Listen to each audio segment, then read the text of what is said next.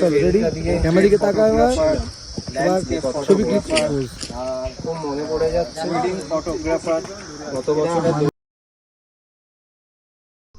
লুফন্টেড red start, রুফাস সিবিয়া আর কোনো এক প্রজাতি ইউভিনা এই জায়গাটা থেকে দেখতে পেলাম। ইউভিনাটার ছবি খুব একটা।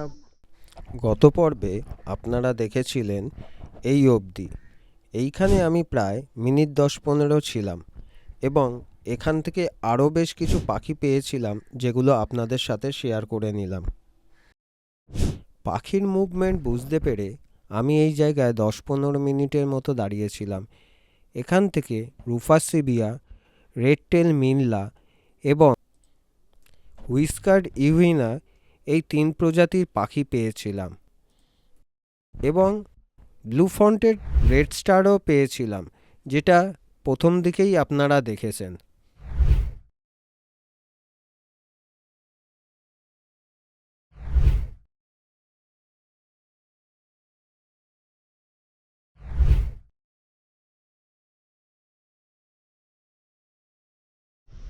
পাখি খুঁজতে খুঁজতে এমন একটা স্পটে চলে এসেছি যে জায়গা থেকে মেঘটা সরে গেলেই নিচের উপত্যকাটা দেখা যাচ্ছে। আমি কতটা দেখাতে পারছি জানি না, ওপরটায় উঠতে আমার একটু ভয় লাগছে, তবু একবার চেষ্টা করে দেখি।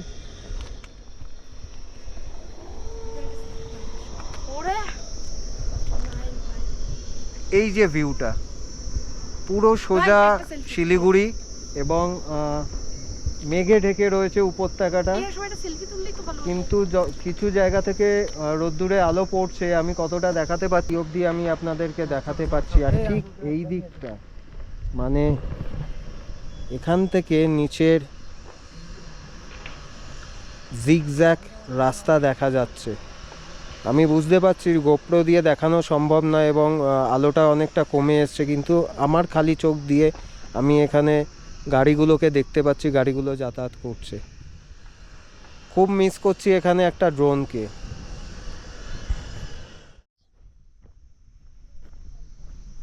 এই রাস্তাটা নেমে গেছে,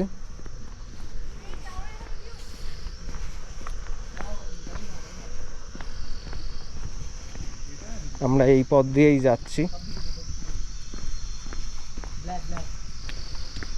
আর এই যে আমার সঙ্গীরা রয়েছে, পোর্ট্রেট ফটোগ্রাফার, ল্যান্ডস্কেপ ফটোগ্রাফার আর ওয়েডিং ফটোগ্রাফার, এরা মাঝে মধ্যেই বসে যাচ্ছে ভালো ভিউ পয়েন্টের সামনে। আমার সামনে রয়েছে দীপক। দীপক হচ্ছে ওয়েডিং ফটোগ্রাফার এবং model photographer, portrait photographer, commercial কাজ করে। আর এইখানে বাকি 3 জন রয়েছে অল ফটোগ্রাফার, মানে সরি স্ট্রিট, ল্যান্ডস্কেপ আর পোর্ট্রেট। তো আমি এবার এগিয়ে যাচ্ছি সামনের দিকে। ও আচ্ছা, ওটা আরেক জায়গায়। জায়গাটা দেখে খুব মনে পড়ে যায় গত বছরের দৌড় খোলার কথা। সেই ups and down, ups and down.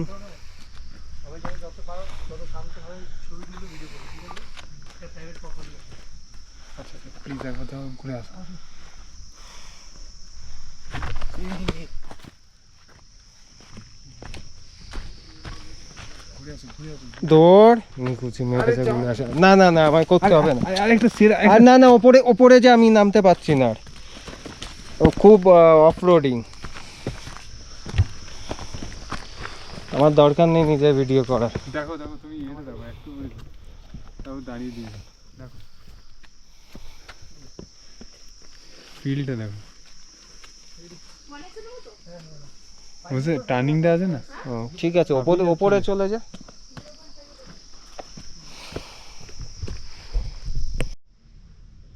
এই যে ট্রেলটা দিয়ে উঠছিলাম, যে কথাটা বলছিলাম, খুব মনে পড়ে যাচ্ছে গত বছরের দৌড় খোলার কথা। এরম আপস অ্যান্ড ডাউন রাস্তার মাঝখান দিয়ে আমরা প্রায় 2.5 কিলোমিটার রাস্তা ট্রেক করেছিলাম এবং বেশ কিছু কিছু পাখি পেয়েছিলাম।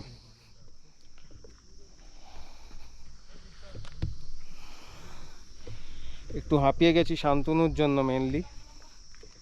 ও আমার ভিডিও করছিল, একটা টেক দুবার রিটেক করেছে, আর রাস্তাটা প্রচুর আপ ডাউন ছিল, সেই কারণে আমি একটু হাঁপিয়ে গেছি। আসল কথা, কলকাতা শহরে বাইক চালিয়ে ঘুরে বেড়াই, এতখানি হাঁটাহাঁটি করতে হয় না, এত আপস অ্যান্ড ডাউন কলকাতার রাস্তায় নেই, সেই কারণে একটু কষ্ট হয়ে যাচ্ছে। আর বুঝতেই পারছেন বয়সটা 40 পার হয়ে গেছে, সেই জন্য অনেক কষ্ট হচ্ছে। কোনো অসুবিধা নেই, পাখি ডাকছে, এক্ষুনি ওপরে উঠে যাব। জাস্ট কিছুটা কথা বলার জন্য এখানে দাঁড়িয়েছি। সম্ভবত এটা ইউভিনা বা কোনো সানবার্ডের কল। কিন্তু সমস্যা একটা জায়গায় হচ্ছে যে আরও কয়েকজন আমার সাথে রয়েছে, আমি বাদ দিয়ে আরও 6 জন। তো এতজনের প্রেজেন্স পাহাড়ে পাখি সহ্য করে না। তো আমি আগে এগিয়ে যাব, গিয়ে দেখি কি পাখি আছে। তো চলুন দেখি কি পাখি আছে। আজকের পরিবেশ সকালবেলার দিকটা খুব ভালো ছিল, কিন্তু এখন অতটা ভালো নেই। এই যে দেখতে পাচ্ছেন যে রাস্তাটা দিয়ে হেঁটে যাচ্ছি জঙ্গলের মাঝখান দিয়ে, বাইরের একটা বোর্ডে দেখলাম যে এটা প্রাইভেট প্রপার্টি, এবং বেশ কিছু জায়গায় নিষেধাজ্ঞা আছে যে এখানে বন্য প্রাণী আছে। হয়তো আমার চোখে পড়বে না। যে পাখিগুলোর কথা বলা, যে বন্য প্রাণীগুলোর কথা বলা হয়েছে, তার মধ্যে একটা নেকড়ে জাতীয় ভাল্লুক, আর রয়েছে হরিণ। কি হরিণ জানি না, হরিণ রয়েছে। আর দেখুন প্রাইভেট প্রপার্টি বললাম, এই যে দেখুন বসার একখানা চেয়ার রয়েছে।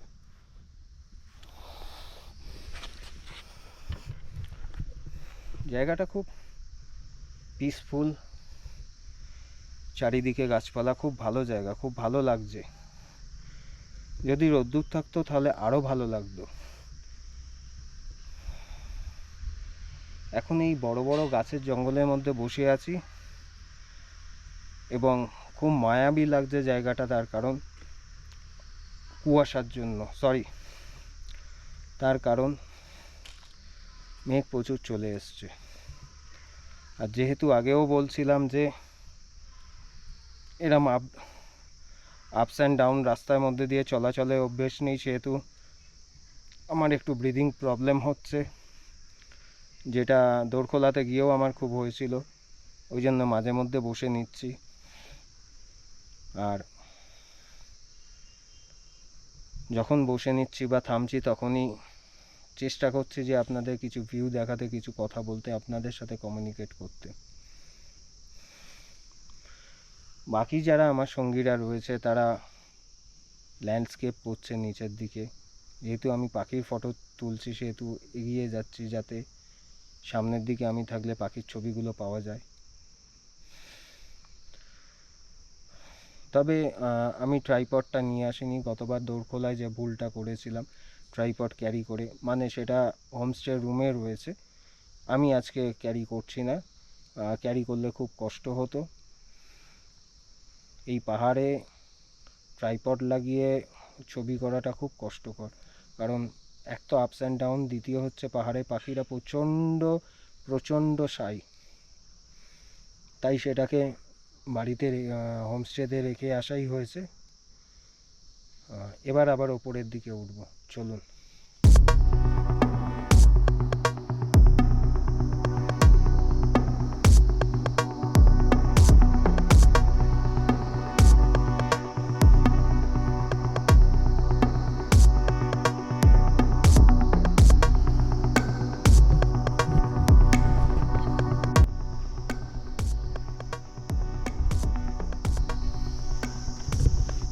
এই যে ভিউ পয়েন্টটা,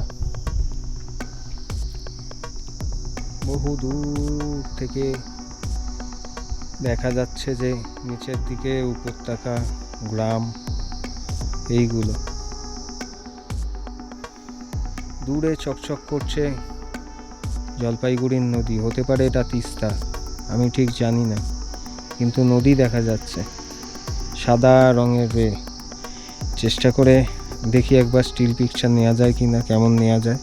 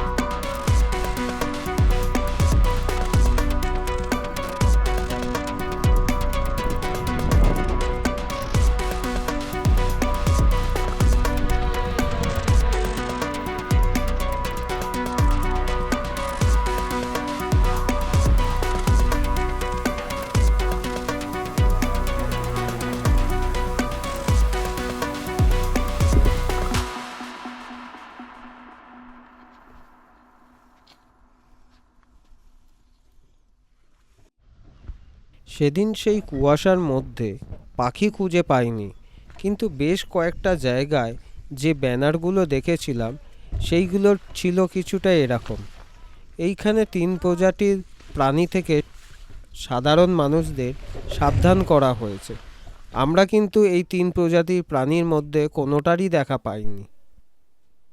ঘণ্টাখানেক পরে আমরা গেস্ট হাউসে ফিরে এসেছিলাম এবং আমাদের লাঞ্চ সেরে নিয়েছিলাম। তারপরে আমি বেরিয়ে পড়েছিলাম আশেপাশটা দেখার জন্য। উদ্দেশ্য একটাই, পাখির ছবি যদি পাই, এবং তাই হয়েছিল।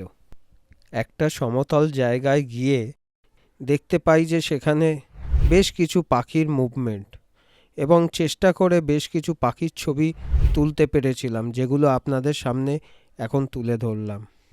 রেড টেল মিনলা, ব্লু টেল মিনলা, রেড বিল্ড লিওথিক্স এবং 2টো নাম না জানা পাখিকেও পেয়েছিলাম।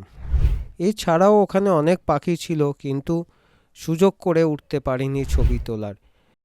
পাহাড়ের পাখিগুলো এতই চঞ্চল যে খুব বেশি একটা সুযোগ দেয় না। শেষের দিকে যে 2 প্রকার প্রজাতির পাখি আপনারা দেখতে পেলেন, তাদের যদি নাম জেনে থাকেন তাহলে অবশ্যই কমেন্ট করে আমাকে জানাবেন।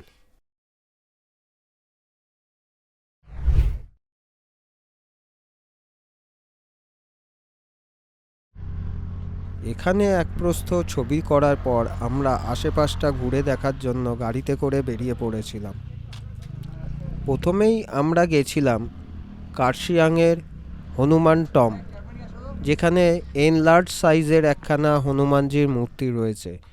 সেই মূর্তির পাশেই রয়েছে চা বাগান, এবং সেখান থেকে নিচের দিকের রাস্তাগুলো খুব সুন্দর দেখা যাচ্ছে, যেমন আপনারা ভিডিওতে দেখতে পাচ্ছেন।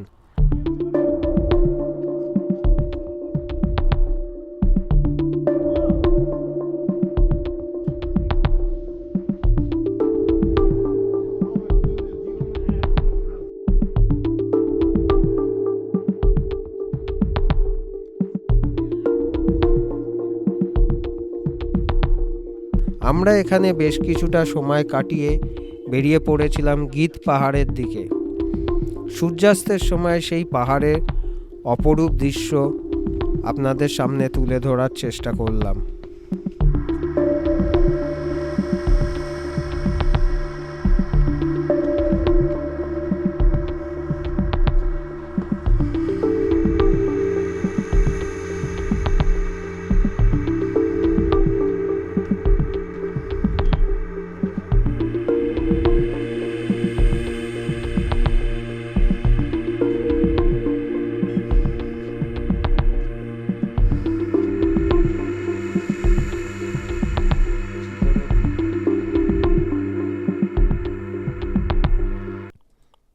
পরদিন সকালে উঠেই আমি বেরিয়ে পড়েছিলাম আমাদের হোমস্টের সামনে যে পাইন ফরেস্টটা রয়েছে সেটা দেখতে, এবং সেখানে বেশ কিছুক্ষণ ঘোরাঘুরিও করেছিলাম।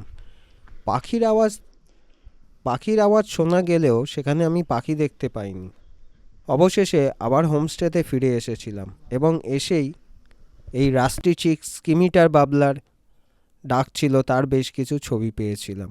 সত্যি বলতে কি, এই হোমস্টে সংলগ্ন গাছগুলোতে বা বাগানগুলোতে প্রচুর পাখি আসে, সেটা পরদিন সকালেই আমি টের পেয়েছিলাম। এই সিরিজে এতক্ষণ যাবৎ যা যা হলো আপনাদেরকে দেখালাম, যতখানি ভিডিও করতে পেরেছিলাম, যতটা ফটো করতে পেরেছিলাম। আর যারা পাখির ফটো তোলেন তারা জানেন যে পাহাড়ে পাখি খুব চঞ্চল হয়, তাদের ফটো করা বেশ অনেকটাই কঠিন। তো আমি যতটা পেরেছি ততটা করার চেষ্টা করেছি। আমাদের এই জায়গাটায় একদিনেরই ট্রিপ ছিল, তো সেই মতো আমি যতটা পেরেছি করেছি, চেষ্টা করেছি। এবং কুয়াশা এবং মেঘ এই দুটো হচ্ছে পাহাড়ের সবসময় সঙ্গী, একটু ওপরে উঠলেই। তাই সেই কারণেও বেশ কিছুটা সময় নষ্ট হয়েছে, ছবি করতে পারিনি। এই যে দেখুন আবার রোদ্দুর চলে এসছে। তো আজকে আমরা এখান থেকে নেমে যাব, আমার গন্তব্য এবার অন্যদিকে। ভিডিওটা আপনারা এতক্ষণ দেখলেন, ভিডিওটা কেমন লাগলো কমেন্ট করবেন, কোনো যদি সাজেশন থাকে সেটাও করতে পারেন। আমি আমার সাধ্যমতো আপ্রাণ চেষ্টা করেছি। আর খুব তাড়াতাড়ি এই পাহাড়ের সিরিজের আরও ভিডিও আসবে, একটু ধৈর্য ধরে থাকুন। সব কিছুই আপনাদের সাথে শেয়ার করব, সব ভিডিওই আসবে। এবং অবশ্যই কমেন্ট করে জানান যে ভিডিওটা আপনাদের কেমন লাগলো। আপনাদের কমেন্টের অপেক্ষায় আমি থাকি। আপনাদের কমেন্টগুলোই আমাকে ইন্সপায়ার করে নতুন নতুন জায়গায় গিয়ে ভিডিও করার জন্য। ভালো থাকুন, সুস্থ থাকুন, চ্যানেলের সাথে থাকুন। দেখা হচ্ছে আগামী পর্বে। একটা জিনিস আমি মিস করে গেছি, যে জিনিসটা এখনই মনে পড়লো, সেই জিনিসটা আপনাদেরকে না দেখালে বা আমি না যদি দেখাতাম তাহলে আমারও ঠিক মন থেকে সায় দিচ্ছিল না। যাদের সাথে ভিডিওটা শুরু করেছিলাম, যাদেরকে সঙ্গী করে এই দেড়খানা দিন আমি আনন্দের মধ্যে দিয়ে কাটিয়েছি, আজকে তাদের থেকে বিদায় নিতে হবে। তারা চলে যাবে কলকাতায় এবং আমি আমার অন্য গন্তব্যে। তো তাদের সাথে শেষ বেলাটায়ও ভিডিওটা তাদেরকে নিয়েই শেষ করতে চাই। তো এই আমার টিম এই ট্রিপের, এরা সবাই রয়েছে আমার ছোট ভাই বোনগুলো, শ্রদ্ধা, শান্তনু, দীপক, অনির্বাণ সবাই রয়েছে। আমার সকাল থেকেই মনটা কেমন লাগছিল যে আজকে ছেড়ে যেতে হবে, কিন্তু কিছু করার নেই, এদেরও কাজ রয়েছে। আমি তো অনেক সময় নিয়ে বেরিয়েছি ব্লগ করার জন্য। তো আশা করছি এদের সাথে আপনারা এই ভিডিওটা দেখলেন, এদের উপস্থিতি আপনাদের কেমন লেগেছে সেটাও আমাকে কমেন্ট করে জানাবেন। আশা করছি এদের সাথে আবার আমি ট্রিপ করব এবং সেই ট্রিপটাও এরকম মজাদার হবে। এবং যদি তোমাদের কিছু বলার থাকে তোমরা বলো, আমার চ্যানেলে যে বন্ধুরা রয়েছে। খুব ভালো লেগেছে এক্সপিরিয়েন্স। দাদার সাথে বেরিয়ে সত্যি কথা বলতে খুব ভালো লেগেছে। 1.5টা দিন খুব ভালোভাবে কাটিয়েছি। দাদার পাশে থাকো, দাদাকে সাপোর্ট করে যাও, আর লাইক সাবস্ক্রাইব তো করতে একদম ভুলো না। দাদার সাথে আমার একদম এতদিন আমি ড্রোন সম্পর্কে জানতাম, কিন্তু দাদা আমাকে হাফ ড্রোন শিখিয়েছে, জানিয়েছে, বুঝিয়েছে, দেখিয়েছে। তো আমি কনফিডেন্টলি এখন ড্রোন পাইলট। কেটে দাও।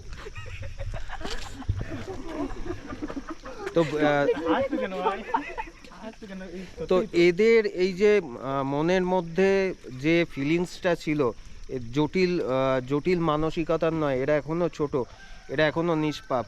এদের সাথে সত্যি আমি যে সময়টা কাটিয়েছি সেটা বলার নয়। সঙ্গে থাকুন, সাথে থাকুন, আমি আবার চেষ্টা করছি এদের সাথে ব্লগ বানানোর।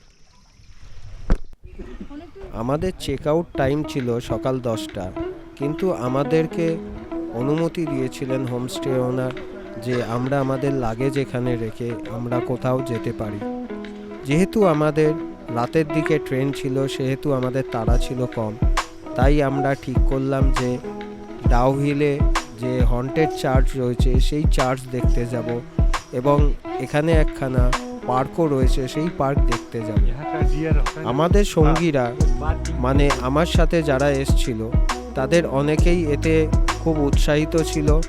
আমাকেও ধরেছিল যাওয়ার জন্য, তাই আমিও এদের সঙ্গে বেরিয়ে পড়েছিলাম।